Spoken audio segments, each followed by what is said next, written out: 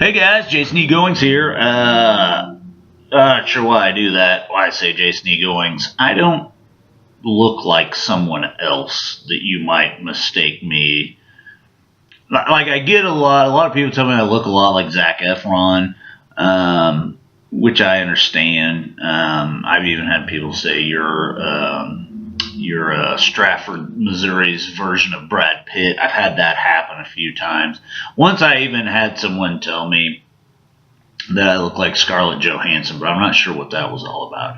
But anyways, we got some good stuff today. We've got a passage in Matthew chapter 13 that's all chock full of parables. And a parable is something that someone uses. That's a word we use a lot. Parable. Hey, Jesus taught in parables. Jesus taught in parables.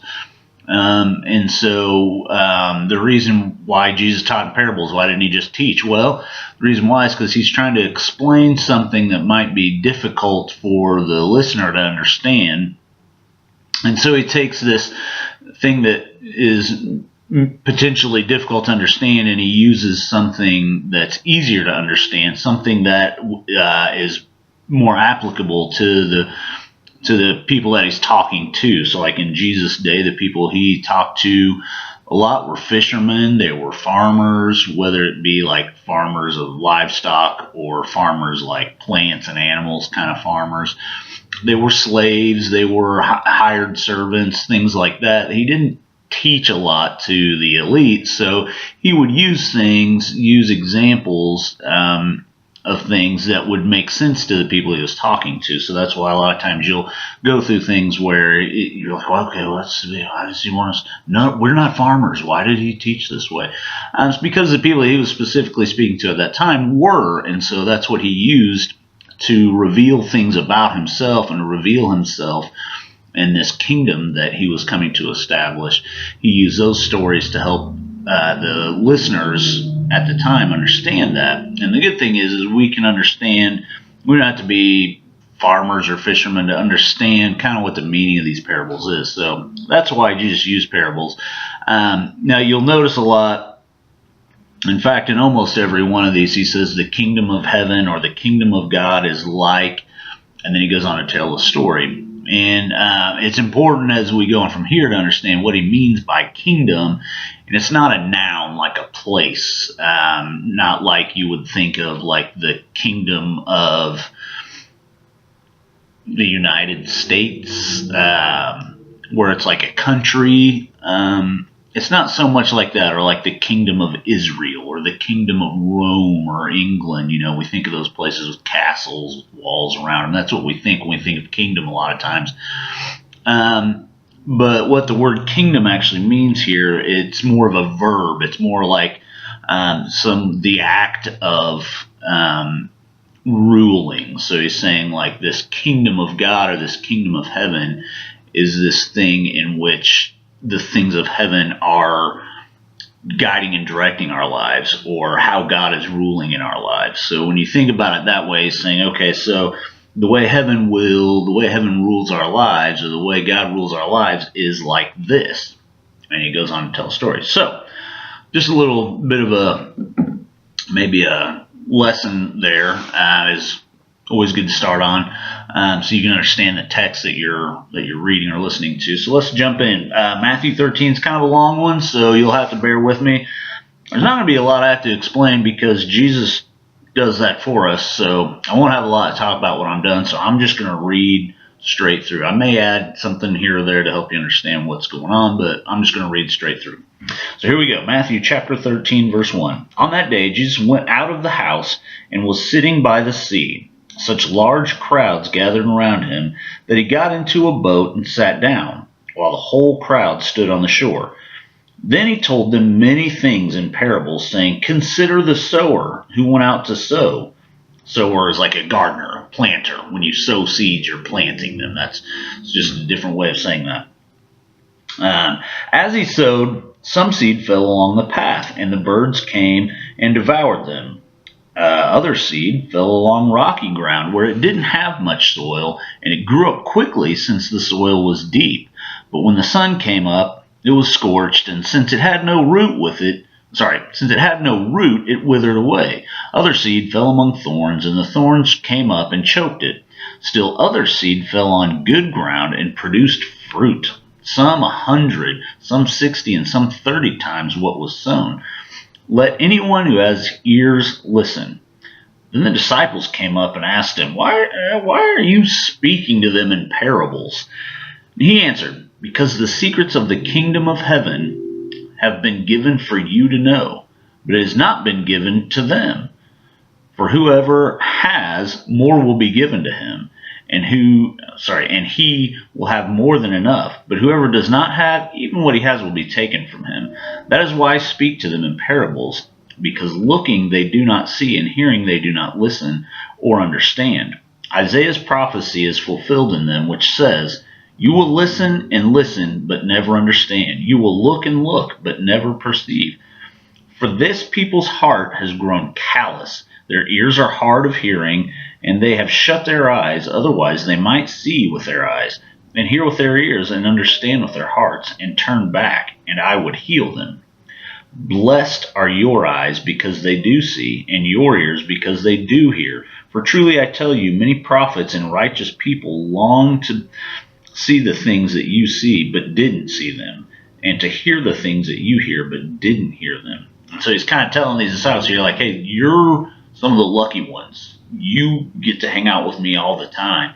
I don't have to talk a certain way for you to understand, because as I'm teaching you, I can make it known to you. And he's saying, people for thousands of years have been prophesying me, and they've been waiting for me to come, and so I need to explain this in the way so that the people that are here now finally get it. Finally get what's going on and why this thing looks different than how it really looks. So in verse 18 it says, the parable of the sower explained. So listen to the parable of the sower. Then when anyone hears the word about the kingdom and doesn't understand it, the evil one comes and snatches away what was sown in his heart. This is the one sown along the path. And the one sown on rocky ground, this one is the one who hears the word and immediately receives it with joy. But he has no root and is short-lived. When distress or persecution comes because of the word, immediately he falls away. Now the one sown among the thorns, this is one who hears the word, but the worries of this age and deceitfulness of wealth choke the word, and it becomes unfruitful. But the one sown on the good ground, this is the one who hears and understands the word, who does produce fruit and yields some 100, some 60, some 30 times what is sown. So then he goes on to give us another parable in verse 24. He presented another parable to them. The kingdom of heaven may be compared to a man who sowed good seed in his field. But while people were sleeping, his enemy came, sowed weeds among the wheat, and left. Then the plants sprouted and produced grain. When the plants sprouted and produced grain, then the weeds also appeared. And the landowner's servants came to him and said, Master, didn't you sow good seed in your field? Where then did the weeds come from? An enemy did this, he told him. So do you want us to go and pull them up? The servants asked him. No, he said, when you pull up the weeds, you might also pull up the wheat with them. Let both grow together until the harvest. At harvest time, I'll tell the reapers, gather the weeds first and tie them in bundles to burn them, but collect the wheat in my barn. And then he presented another parable to them. And I don't know if it's like Jesus is like, hey, this is my special parable hour, where he just sits down and starts explaining parables, or if this is, over a amount of time. Remember, this is Matthew kind of remembering things and putting them all down in a collection. And remember, we talked about how the book of Matthew isn't necessarily chronological. It is to some extent, but it's more arranged by themes. And so we've come to this point now where he's going over the teachings of Jesus. So we don't know that necessarily these are all in chronological order. They all happen just bam, bam, bam. He sat down and knocked out 40 parables all at once. Probably not. But so here we go on to another one. The parables of the mustard seed and of the leaven. He presented another parable to them. The kingdom of heaven, and we've heard that twice now, so this is the third time. Three parables, 3 times we've heard the kingdom of heaven. The kingdom of heaven is like a mustard seed that a man took and sowed in his field. He's been laying on the farming and gardening themes pretty thick in these first 3, right? So the kingdom of heaven is like a mustard seed that a man took and sowed in his field. It's the smallest of all the seeds, but when grown, it's taller than the garden plants and becomes a tree, so that the birds of the sky come and nest in its branches. He told them another parable. The kingdom of heaven is like leaven that a woman took and mixed into 50 pounds of flour until it was all leavened. Leaven is yeast. And if you ever made bread, get a tiny little bit of yeast will affect the entire batch of bread. So kind of what he's pointing out here is that God's kingdom, or this rulership of God, the way that this thing is going to be established, it's going to start small and it's going to grow huge, right?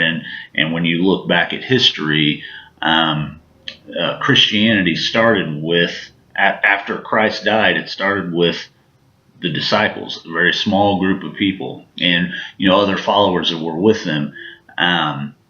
But by about the 300s AD, it had grown from the small group of maybe 150 to 200 people to over 7 million people in just that short amount of time.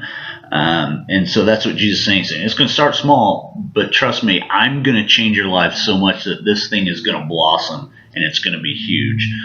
It's going to be huge. And so that's kind of what he's talking about here when he's talking about, the kingdom of heaven is like leaven. It doesn't take much to affect everything. So here we go in verse 34. Jesus told the crowds all these things in parables, and he did not tell them anything without a parable, so that what was spoken through the prophet might be fulfilled. This is what the prophet said. I will open up my mouth in parables. I will declare things in secret from the foundations of the world. Excuse me. Verse 36, Then he left the crowds and went into the house.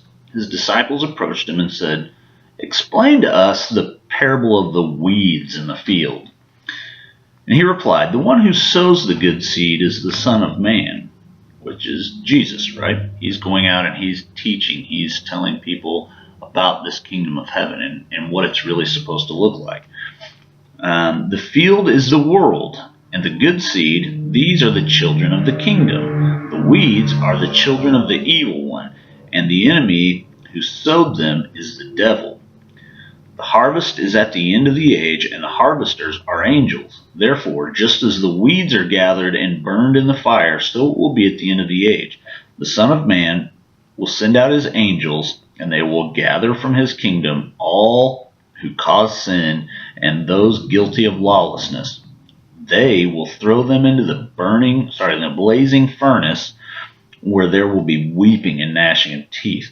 Then the righteous will shine like the sun in the Father's kingdom. Let anyone who has ears listen.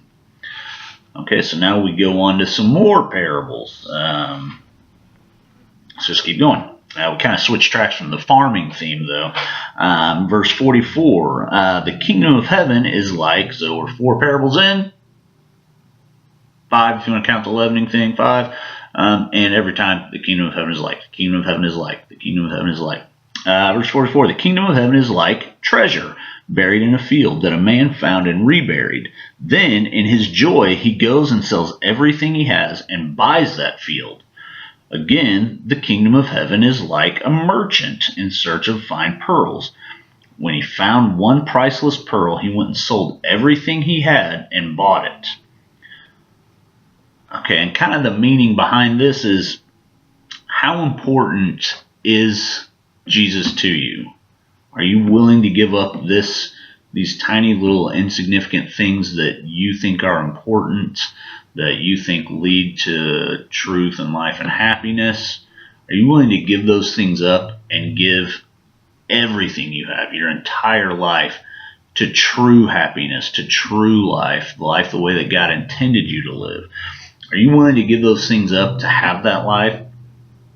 Not a lot of us are willing to do that. Not a lot of us are willing to give up the things that we like and we enjoy and the things that make us feel good, knowing that we might have to say no to ourselves for a time. But that's what Jesus is saying. I mean, he's saying that this isn't going to be a large group of people. That kingdom of heaven, it's so important. The way this thing works is so important that once you get a hold of it, once it gets a hold of you, once God really gets a hold of you, you'll be willing to give up everything just to pursue God, just to pursue Him, and just to live the life that He called you to live. So again, in verse 47, the kingdom of heaven is like a large net thrown into the sea. It collected every kind of fish, and when it was full, they dragged it ashore, sat down, and gathered the good fish into containers, but threw out the worthless ones. So it will be at the end of the age. The angels will go out, separate the evil people from the righteous, and throw them into the blazing furnace, where there will be weeping and gnashing of teeth. He's hitting that theme pretty hard today. Verse 51, have you understood all these things? And they answered to him, yes. Therefore, he said, every teacher of the law who has become a disciple in the kingdom of heaven is like the owner of a house who brings out of his storeroom treasures new and old. So he's saying, man, get out there and teach the word. There are going to be new things that you begin to understand. And you need to tell people that. There are going to be old things that you thought you understood, but now they become more of a treasure to you. And so you need to bring that out and show that to people. The gospel never gets old. The good news of God never gets old. The good news of who Jesus is and what Jesus did for us never gets old. And it's new every morning. The promises and the mercies of God are new every morning, and there's new things that God will reveal to us every morning that are treasures. And then we remember the old things. We remember His faithfulness, and we remember those things and bring those things out. And it's just like a new treasure all over again. He's saying, do that. Now we'll wrap it up in verse 53. When Jesus had finished these parables, He left there. He went to his hometown and began to teach them in their synagogue, so that they were astonished and said, where did this man get this wisdom and these miraculous powers? Isn't this the carpenter's son? Isn't his mother Mary and his brother James, Joseph, Simon, and Judas? And his sisters, aren't they all with us? So where does he get all these things from? And they were offended by him. Jesus said to them, a prophet is not without honor except in his hometown and in his household. And he did not do many miracles there because of their unbelief. If you remember, when we look back at some of the miracles Jesus did, it was always the people's faith that healed them, that made them whole, that brought them back to their original state, or their right state, if you want to look at it that way. It was their faith that healed them. It wasn't anything that Jesus did. It was their faith. And he's saying in his own hometown, nobody liked him. Nobody believed him. Everybody questioned him. Like, who is this guy? He was my neighbor. Like, he was always running around my house and doing all these things. Like, I know his mom. I know his dad. There's nothing special about this guy. That's just a stinking old carpenter. And his mom there's nothing special about her. They're not royalty. He wasn't born into this line. He's not a Pharisee or a scribe or a teacher. He's just Jesus. That's all he is. Jesus, like, that's who they took me as. They didn't want to believe who I really was when I would teach them. So he didn't do many miracles there because they didn't believe. They didn't have faith. All right, well, that's all we got for today. You guys are awesome. I already miss you guys. It's only been one day, but I already miss you guys. I hope you have an awesome day today, an awesome night. I will check you later. I think that's it. Okay, bye.